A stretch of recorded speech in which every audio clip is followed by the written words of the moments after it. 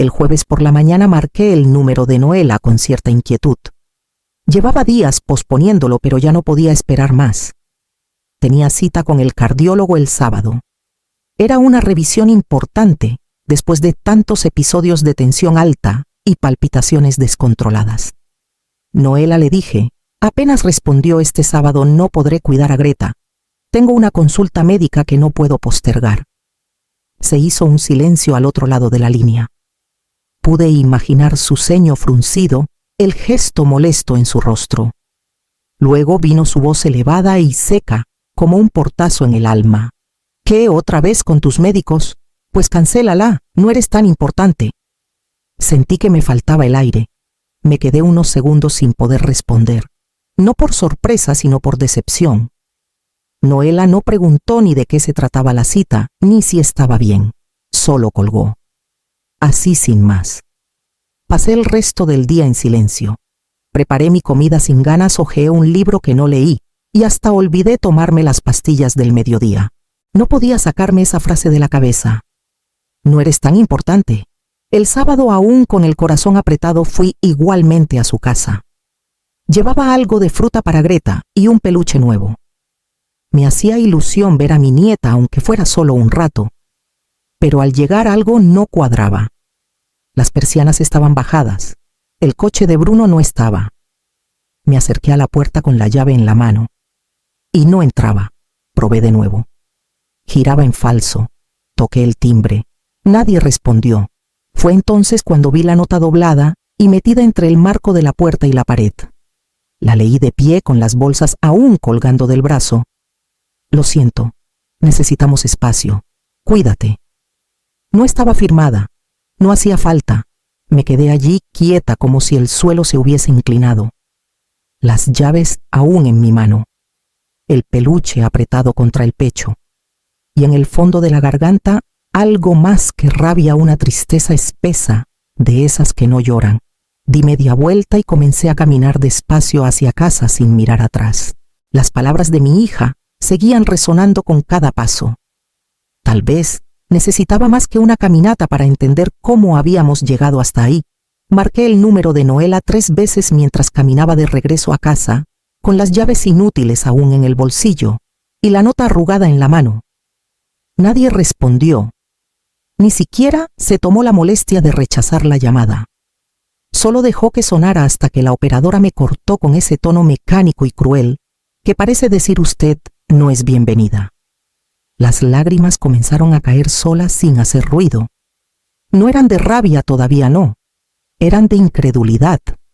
¿Cómo se puede quedar una madre sin casa, sin explicación, sin siquiera una palabra directa? ¿Cómo se puede quedar una abuela sin su nieta sin previo aviso? Cada paso hacia mi pequeño piso se sintió más largo que el anterior. Me dolía el pecho. No sabía si por la angustia o por lo que el cardiólogo había advertido hace semanas. Debe evitar sobresaltos, doña Brígida. Ironías de la vida. Pasé junto al parque donde solía llevar a Greta en las tardes. Tenía 3 años cuando le enseñé a bajarse del tobogán sin miedo. Me acordé de cuando Noela volvió al trabajo apenas terminó la baja por maternidad, y fui yo quien crió a su hija los 2 primeros años. Biberones, pañales, fiebres, noches en vela. Todo lo hice sin pedir nada. Tampoco pedí nada cuando le presté una parte de mis ahorros, los de toda una vida, para que ella y Bruno pudieran pagar la entrada de aquella casa. Mamá, cuando tengamos más estabilidad te devolveremos cada euro, me dijeron. Yo sonreí y respondí que no hacía falta, pero ahora las llaves ya no abrían, ni las de la puerta ni las del corazón de mi hija. Cuando llegué a mi piso, me quité los zapatos con torpeza, dejé el peluche sobre el sofá y me senté en silencio. No encendí la tele. No cociné. Me quedé mirando el teléfono fijo sobre la mesa como si fuera a sonar. No lo hizo. No volví a marcar. No ese día. Decidí no insistir. Aún, porque en algún rincón de mi alma aún me quedaba una reserva de dignidad. Y cuando esa se enciende, lo que arde ya no son lágrimas. Es otra cosa. Pasaron 3 semanas. Ni una llamada, ni un mensaje. El silencio era tan ruidoso que a veces me despertaba en medio de la noche imaginando que alguien tocaba a la puerta. pero no siempre era el viento o mi propia necesidad de aferrarme a algo que ya no existía. Y entonces, una mañana de sábado apareció. Noela, vestida con traje sastre y tacones, el maquillaje impecable como si estuviera a punto de presentar un programa en directo, no de presentarse ante su madre tras haberla dejado en la calle. Mamá dijo, como si la palabra no pesara, como si no la hubiera escupido semanas antes: ¿puedes cuidar a Greta solo un par de horas? Tengo un evento de empresa. No hubo disculpa, ni mención de la nota, ni una explicación, ni una mirada de vergüenza. Solo esa petición disfrazada de rutina. Me giré sin responder y fui a la cocina. Puse agua a hervir, saqué las tazas. El café de siempre sin azúcar, como le gustaba a ella. Una costumbre de cuando vivíamos bajo el mismo techo, como si las pequeñas cosas pudieran sostener las grandes traiciones. Volví al salón con las tazas humeantes. Se las tendí con una sonrisa tranquila, como si no tuviera el corazón a punto de estallar. No puedo, Noela. Tengo la tensión alta, dije sin levantar la voz. Ella frunció el ceño, tomó un sorbo, lo dejó sobre la mesa sin mirarme y respondió con ese tono que nunca usaba con nadie más que conmigo. Siempre con tus cosas, así no llegaremos a ningún lado. No aclaró qué era ese lado al que pensaba que íbamos, pero supe en ese instante que no me veía como madre ni como mujer, solo como un recurso, un servicio, una niñera gratuita. Se levantó sin más, tomó su bolso y se fue. Ni una palabra, ni un adiós. Solo el portazo. Me quedé en silencio mirando el café enfriarse.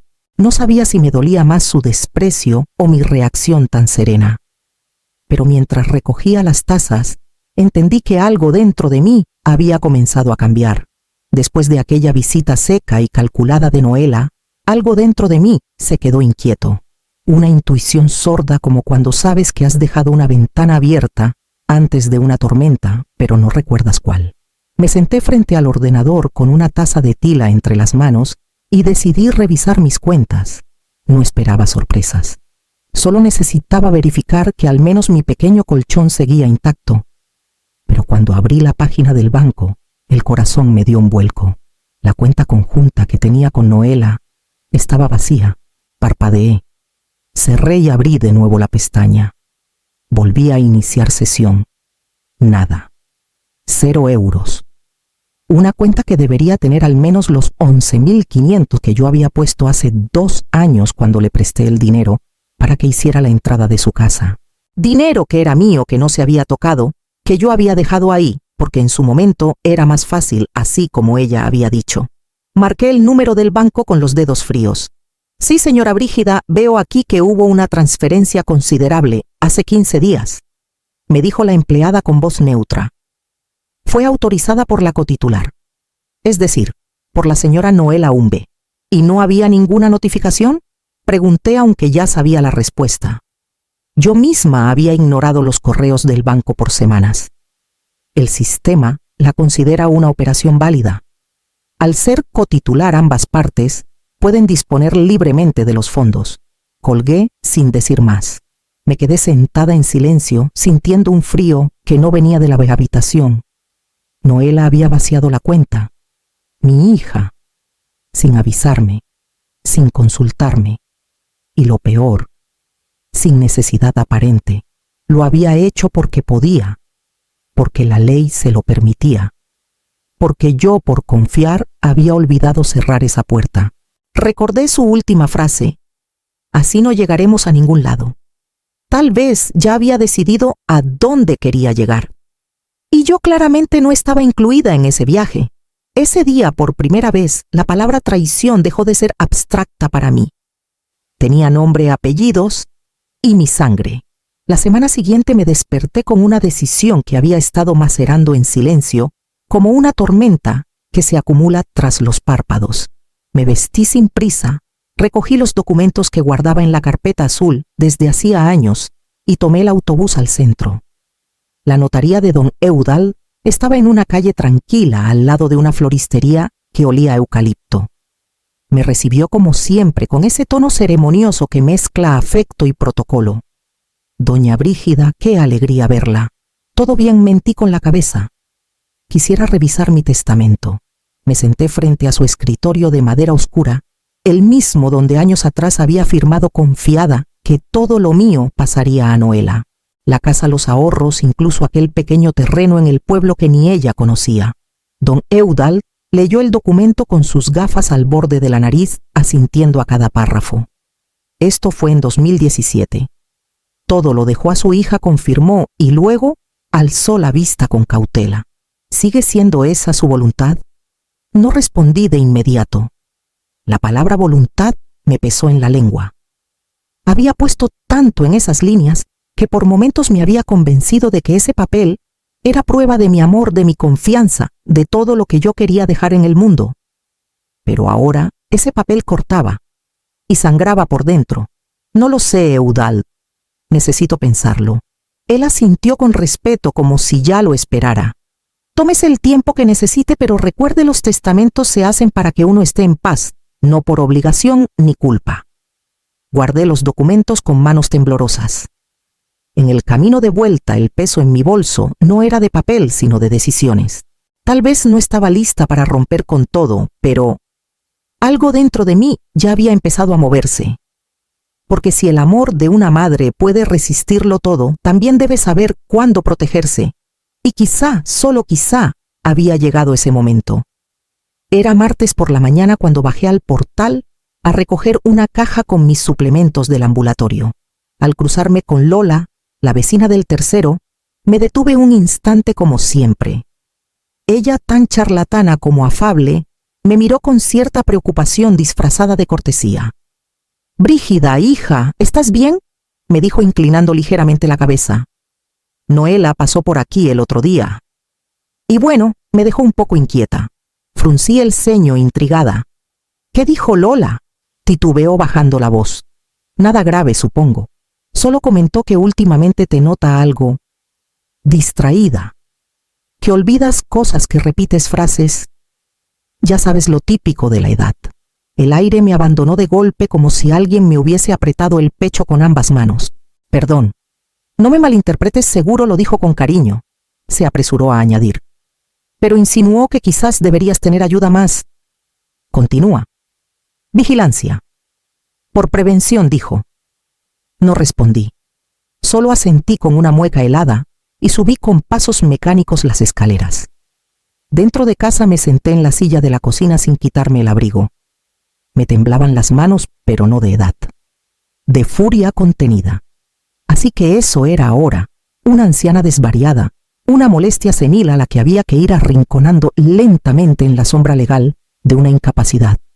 Recordé de pronto aquella transferencia vacía, el portazo sin aviso, la indiferencia cuando pedí un simple respeto por mi salud. Y ahora esto. Las piezas comenzaban a encajar con un frío que me erizaba la espalda. No era olvido lo que sentía, era traición. Noela ya no jugaba solo con mis emociones.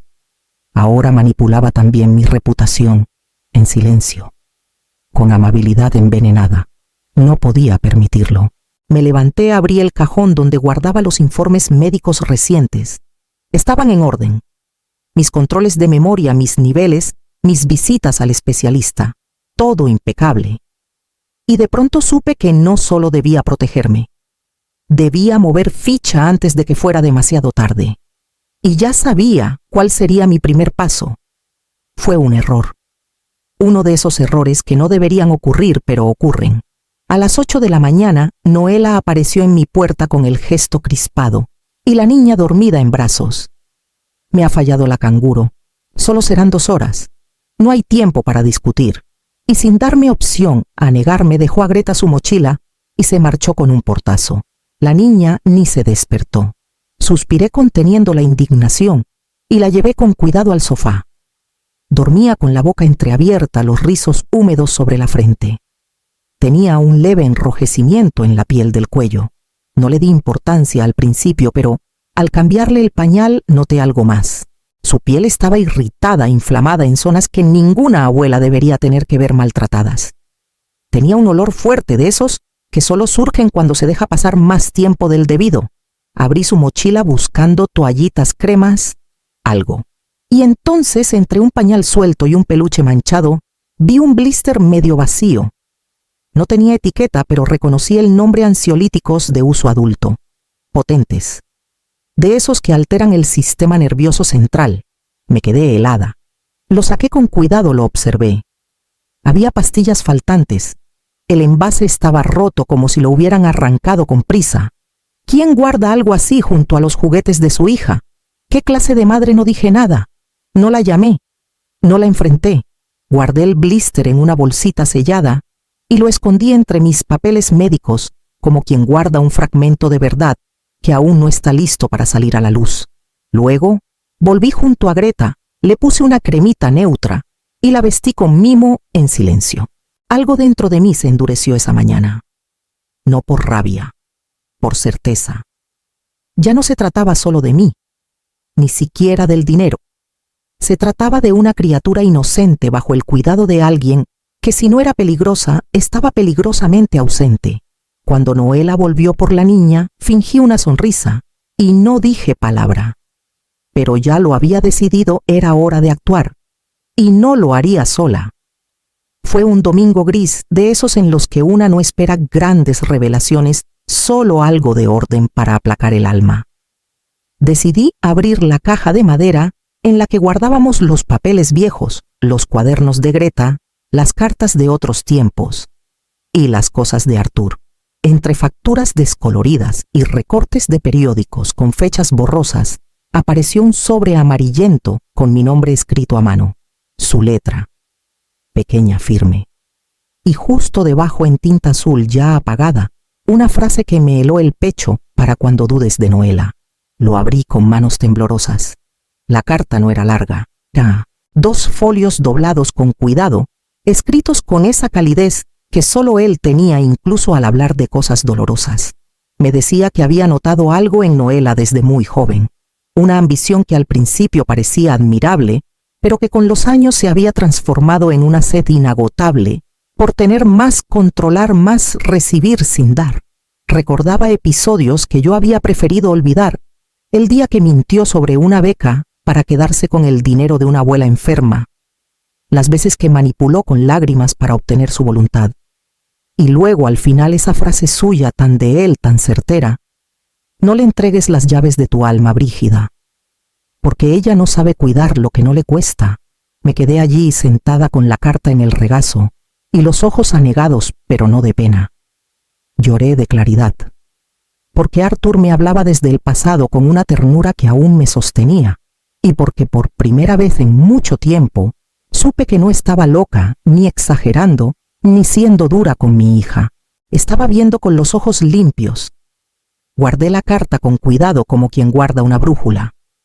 Y supe sin lugar a dudas que había llegado el momento de actuar con firmeza. Por mí, por Greta. Y por la memoria de aquel que me amó de verdad. Esa misma tarde llamé a alguien que llevaba semanas esperando mi decisión. La mañana estaba extrañamente clara. Ni una nube en el cielo, como si el universo también quisiera ver todo sin sombras ese día. Llamé a Noela la noche anterior con un tono neutro, casi dulce, y le pedí que me acompañara a la notaría. No di explicaciones, solo dije: hay algo que quiero resolver contigo. Y colgué antes de que pudiera preguntar más. A las 11 en punto llegó. Traía puesto ese abrigo de paño que tanto le gusta, el de botones dorados, y una sonrisa contenida que no supe si era esperanza o suficiencia. Entró a la notaría como quien ya sabe que ha ganado. Me dio 2 besos al aire y me preguntó con tono casual: ¿así que al final pensaste mejor las cosas? No respondí, solo asentí con serenidad. Don Eudald, serio y puntual, como siempre, nos hizo pasar a su despacho. El sonido de la puerta cerrándose detrás de nosotros marcó el inicio de algo nuevo. Me senté frente al escritorio y abrí el bolso. Saqué mi DNI, los documentos necesarios y la carta que había escrito durante la noche después de releer las palabras de Artur una y otra vez. Don Eudald lo tenía todo preparado. Me miró, buscó mi aprobación final y entonces me pasó el Nuevo Testamento. Tomé la pluma con firmeza. Declaro que mi voluntad actual es dejar la totalidad de mis bienes presentes y futuros a mi nieta, Greta F. Vidal. Dije en voz clara, mirando a los ojos de mi hija mientras firmaba. El silencio fue espeso. Noela tardó unos segundos en reaccionar. ¿Qué estás haciendo? ¿Me estás quitando todo? Me limité a cerrar el bolígrafo y devolverlo al escritorio. Tú cancelaste mi cita médica aquel fin de semana, ¿recuerdas? Yo simplemente cancelé tu herencia. Se quedó de pie sin saber si gritar o marcharse. Yo ya no tenía miedo, ni dudas. La decisión estaba tomada sellada con tinta y verdad. Y mientras Noela salía atónita por el pasillo de la notaría, yo saqué mi móvil. Tenía una última llamada que hacer. Han pasado ya varios meses desde aquella mañana en la notaría. Desde entonces, el aire en casa se volvió más ligero. A veces aún me despierto sobresaltada pensando en los gritos que Noela no soltó, pero que sé que guarda. Otras veces el silencio es tan profundo que escucho mi propio pulso al caminar por el pasillo. La calma no es ausencia de dolor, lo he aprendido. Es más bien un espacio limpio donde el alma respira. Bruno me visita cada semana con su voz tranquila y su forma tan diferente de estar en el mundo. Me trae dibujos de Greta, me cuenta cosas pequeñas como si supiera que en lo simple está la ternura. A veces me pasa el móvil y Greta me dice Abu y se me deshace el pecho. Noela no aparece, nunca pregunta, nunca se disculpa.